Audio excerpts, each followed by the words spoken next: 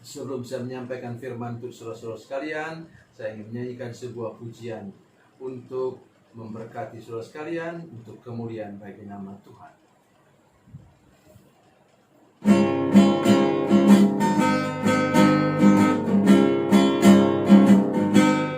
Pergilah kamu ke seluruh dunia,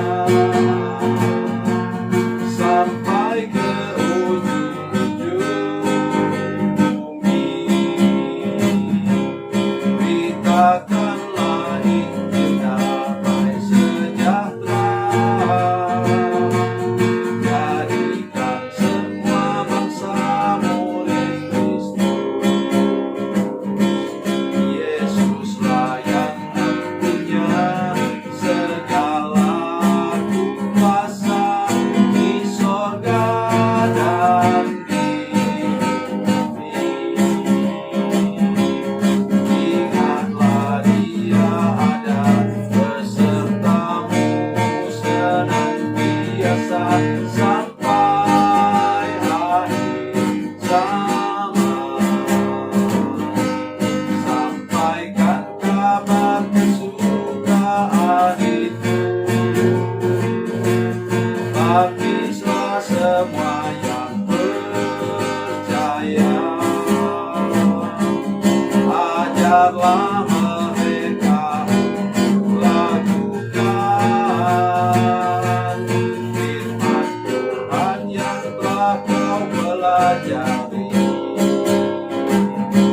Yesuslah yang punya segala kuasa di sorga dan di bumi. Ingatlah Dia ada besertamu senantiasa sampai akhir zaman.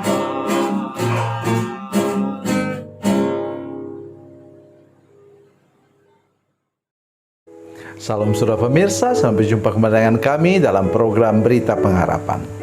Saudara pemirsa, hari ini kita akan merenungkan sesuatu dari firman Tuhan yang untuk saya sih, ini sesuatu yang memang betul-betul luar biasa, yang tidak terbayangkan. Oleh sebab itu saya mengajak kita semua mendengarkan firman Tuhan ini dengan baik, dan kita tahu bahwa Tuhan akan menolong kita dalam segala keadaan lewat firman Tuhan yang kita dengar. Mari kita berdoa sebelum kita lebih jauh mendengarkan firman Tuhan ini. Bapa, dalam nama Yesus, terima kasih Engkau menolong kami semua untuk belajar dari firman-Mu, untuk mau hidup rendah hati, dan tidak sedikit pun mau memberi kesempatan untuk sombong, angkuh, tinggi hati. Terima kasih Tuhan. Berkati kami semua, karena ada Roh Kudus yang menolong kami, sehingga kami dapat mempraktekkan firman Tuhan yang kami dengar. Dalam nama Yesus, haleluya, amin. Saudara pemirsa, mari kita membaca firman Tuhan hari ini dari Perjanjian Baru, dari Lukas pasal 18, Lukas 18 ayat 13 dan 14. Demikian bunyi firman Tuhan. Tetapi pemungut cukai itu berdiri jauh-jauh, bahkan ia tidak berani menengadah ke langit, melainkan ia memukul diri dan berkata, "Ya Allah, kasihanilah aku orang berdosa ini." Aku berkata kepadamu, orang ini pulang ke rumahnya sebagai orang yang dibenarkan Allah, dan orang lain itu tidak. Sebab barang siapa meninggikan diri, ia akan direndahkan, dan barang siapa merendahkan diri, ia akan ditinggikan. Amin. Ini ceritanya tentang orang Farisi dan pemungut cukai. Orang Farisi itu mengatakan, "Aku tidak seperti orang itu yang hidup dalam dosa." Karena pemungut cukai memang seperti kata Sakeus itu, dia katakan bahwa mereka itu sudah biasa memeras orang 4 kali lipat, saudara sekalian. Oleh sebab itu, firman Tuhan di sini mengatakan bahwa pemungut cukai itu memukul dadanya, katanya. Dia pukul dadanya Tuhan kasihanilah aku orang yang berdosa ini. Setelah itu dia pulang dengan lega. Kenapa? Dia sudah mengatakan apa? Ya Allah, kasihanilah aku orang berdosa ini. Artinya dia betul-betul menyadari kondisinya, pandangan orang terhadap dia, dan dia merendahkan diri serendah-rendahnya. Itu sebabnya firman Tuhan katakan bahwa siapa yang meninggikan diri akan direndahkan. Siapa yang merendahkan diri akan ditinggikan. Saya beritahu kepada saudara sekalian, ada 3 musuh kita. Pertama ialah gelar. Ya, saya pernah bertemu dengan seorang yang ketika gelarnya tidak disebut waktu perkenalan tim itu, dia di belakang layar ngamuk. Dia bilang, memang ini orang di sini tidak tahu menghargai orang karena gelar tidak disebut. Ya, untuk apalah disebut-sebut gelarnya sekalian? Karena apa? Itu tidak pernah bisa mendongkrak kita secara rohani. Gelar penting, tetapi tidak pernah bisa mendongkrak nama baik kita secara rohani kalau hidup kita tidak betul. Yang kedua ialah apa?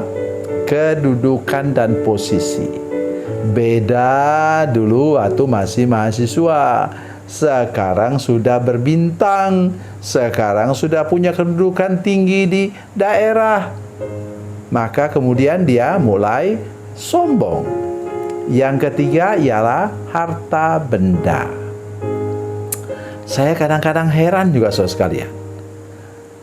Orang kaya walaupun dia tidak berpendidikan tinggi, tapi diundang ceramah kemana-mana untuk menjelaskan bagaimana dia bisa sukses dalam hal keuangan seperti itu.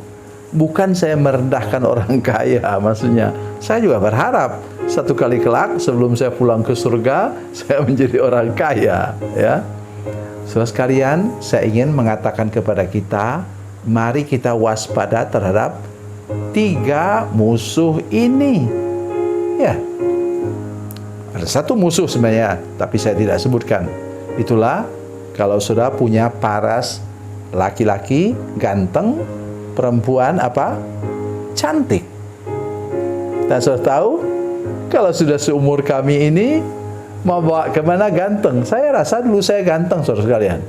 Tapi sekarang sudah keriput, mau bilang apa? Jadi semuanya itu maksud saya tidak permanen. Oleh karena itu ketika kita masih tegap, masih gagah, punya gelar tinggi, punya kedudukan tinggi, punya kekayaan yang melimpah, mari kita seharusnya apa? Lebih rendah hati lagi. Mengapa? Itu beban sebenarnya daripada Tuhan untuk kita. Itu menekan loh. Orang membayangkan, oh, kalau kita minta sumbangan bapak itu, Pak Samuel itu, dia orang kaya loh. Kan beban untuk saya. Saya pernah tahu kalau sudah dekat acara-acara tertentu yang bersifat nasional sekalian, kemudian ada pengusaha yang kabur, ya, pergi entah kemana dia. Mungkin pergi ke tempat wisata tertentu sehingga yang tanggung masalahnya ialah penjaga keamanan di satpam di tempatnya perusahaannya. Karena semua yang punya posisi yang bisa mengeluarkan uang udah kabur. Bukan itu maksud saya. Mari kita berhadapan dengan segala masalah dengan berani, ya, sportif. Tetapi maksud saya ialah mari kita kedudukan, posisi, pangkat dan jabatan, gelar yang tinggi, kemudian kekayaan dan harta benda, paras dan wajah kita persembahkan kepada Tuhan hari ini untuk kemuliaan namanya. Jangan untuk melecehkan orang seperti orang Farisi di sini. supaya hidup saudara dapat diangkat tinggi oleh Tuhan menjadi kesaksian bagi kemuliaan namanya. Tuhan Yesus memberkati, Tuhan Yesus baik. Mari kita berdoa. Bapa, dalam nama Yesus, terima kasih banyak untuk firman Tuhan ini. Kami berdoa Tuhan menolong supaya semua pemirsa, seperti apapun posisi dan kedudukan kami menjadi orang yang rendah hati, menjadi orang yang tahu diri, bahwa nanti juga akhir perjalanan kami akan menjadi tua dan kami akan pensiun. Terima kasih Tuhan, terpujilah nama-Mu. Dalam nama Yesus kami berdoa. Haleluya. Amin.